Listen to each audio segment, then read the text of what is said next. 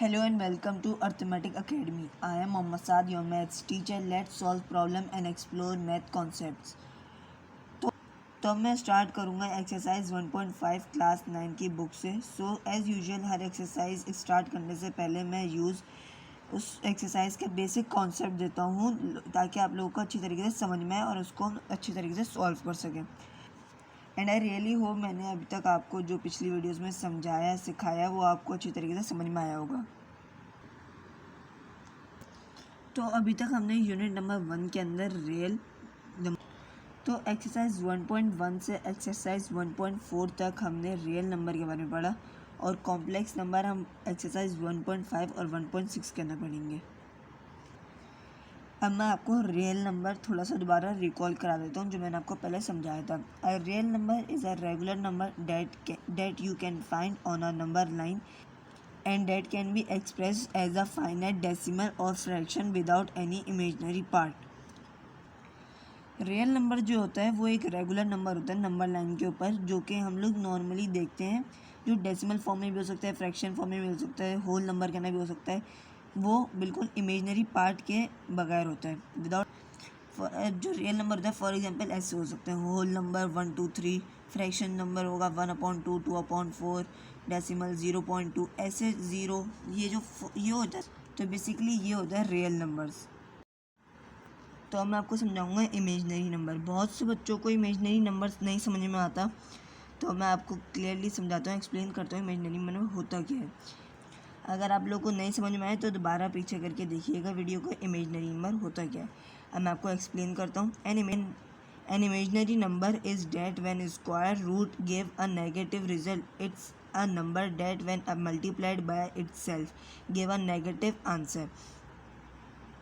तो मैं आप लोग को यहाँ तक एक्सप्लेन करता हूँ. इमेजनरी नंबर वो होते हैं जो स्क्वायर रूट के साथ आते हैं नेगेटिव रिजल्ट लेके. मतलब ये कि नंबर लाइन में ये नहीं होंगे. इमेजनरी नंबर जब यूज्ड होते हैं जब इक्वेशन रियल नंबर के साथ सॉल्व ना हो सके. It's like a magic number that help us figure out things that can not be seen on a regular number. तो यहाँ पे हमें नज़र आ रहा है इमेजनरी नंबर आए जो कि इसका यूनिट है और इसका आंसर -1 के अंदर आ रहा है, अंडर रूट -1 के अंदर आ रहा है. तो ये जो नंबर है इक्वेशन है हमें रेगुलर नंबर लाइन पे नज़र नहीं आती, तो हम इसे इमेजनरी नंबर कंसीडर कर देते हैं. The imaginary unit is donated by the letter I which is means iota. तो ये जो आई है इसे आयोटा के नाम से कंसीडर करा जाता है. Complex number. A complex number is a number that has two parts, real number and imaginary number. Complex number जो होता है वो दो पार्ट से बनता है, रियल नंबर और इमेजनरी नंबर. अब मैं आपको जो कि मैंने आपको पहले ही दोनों समझा दिए, रियल नंबर्स क्या होता है और इमेजनरी नंबर क्या होता है. अब आप लोग यहाँ पे कंफ्यूज हो जाएंगे, रियल नंबर ए है और बी रियल नंबर कैसे नहीं. तो यहाँ पे जो हम देखेंगे बी के साथ आई आया हुआ है, आई यानी कि आयोटा.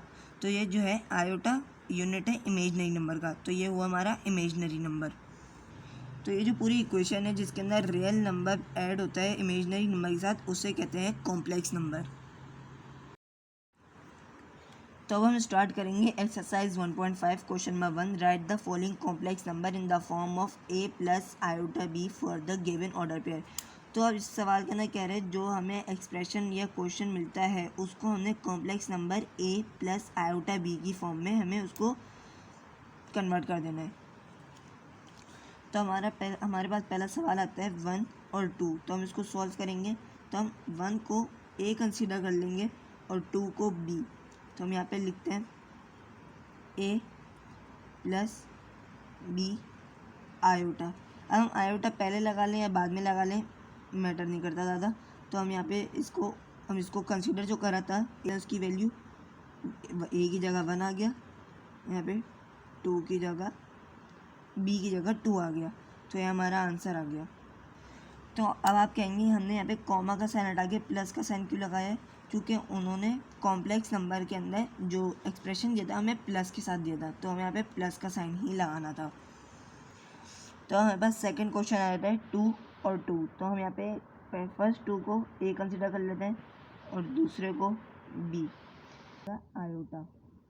अब आप कहेंगे सवाल के अंदर तो आयोटा है नहीं, लेकिन अब हमें इस फॉर्म के अंदर तो हमें यहाँ पे नज़र आ रहा है सवाल के अंदर कि आयोटा हमेशा बी के साथ ही लगेगा, तो हमने आयोटा बी के साथ लगाया 2 + 2 आयोटा, ये इसका आंसर हो गया। तो हमारे पास पार्ट 3 आता है 0 और 4, तो हम इसको ए कंसीडर कर देते हैं और इसको बी। अब बी जो है आयोटा आएगा क्योंकि उन्होंने फॉर्म दिया है हमें बी के साथ आयोटा, तो हम इसको तो यहाँ पे लिखते हैं। अब आप कहेंगे यहाँ पे ए और बी क्यों दे रहे हैं आप पहले तो आप कहेंगे हम पहला जो नंबर है उसको वेरिएबल ए ही क्यों दे रहे हैं, तो क्योंकि ए जो है पहले आता है अल्फ़ाबेटिकल ऑर्डर के अंदर, तो हम पहले नंबर को ए ही देंगे। तो हम लिखते हैं 0 प्लस, अब हम बी की कंसीडर जो कर रहा है 4, उसका बी आ जाएगा और यहाँ पे आयोटा आ गया, ये तो हम इसको ऐड कर देते हैं क्योंकि यहाँ पे 0 है, तो हो जाएगा 4 आयोटा। तो हम इसको हमारे पास पार्ट 4 आ गया -1 और 1, तो हम इसको ए कंसीडर करते हैं और इसको बी के साथ आयोटा आएगा, तो यहाँ पे आ जाएगा -1 + 1 आयोटा, ये हो गया इसका आंसर। अब हम करेंगे लास्ट पार्ट 6 -3 और 4 है। अब हम -3 को ए कंसीडर करते हैं और 4 को बी आयोटा एक्सप्रेशन की।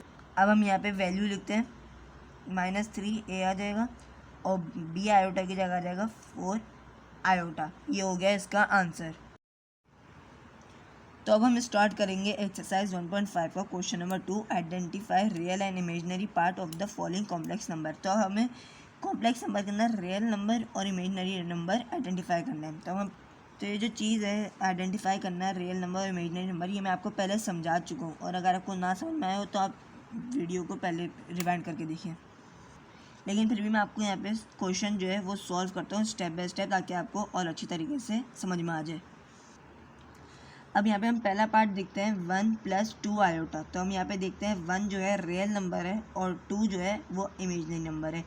क्यों है? क्योंकि इसके पास है आयोटा 1, तो 2 इज़ इमेजिनरी नंबर। तो अब हम करेंगे पार्ट 2 जिसके अंदर 9 आयोटा + 4 है। अब यहाँ पे आयोटा सेकेंड वैल्यू के साथ नहीं, फर्स्ट वैल्यू के साथ है, तो मैटर नहीं करता है, आयोटा जिसके पास होगा वो इमेजिनरी नंबर ही कहलाएगा। तो यहाँ पे 9 इज़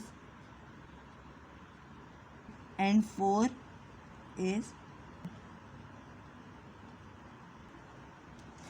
तो हम पार्ट 3 करते हैं -5 और 6। अब यहाँ पे हमारे पास आयोटा नहीं है, तो कोई बात नहीं, हम एक काम करेंगे, -5 को रियल नंबर ले लेंगे और जो 6 है उसको इमेजिनरी नंबर ले लेंगे।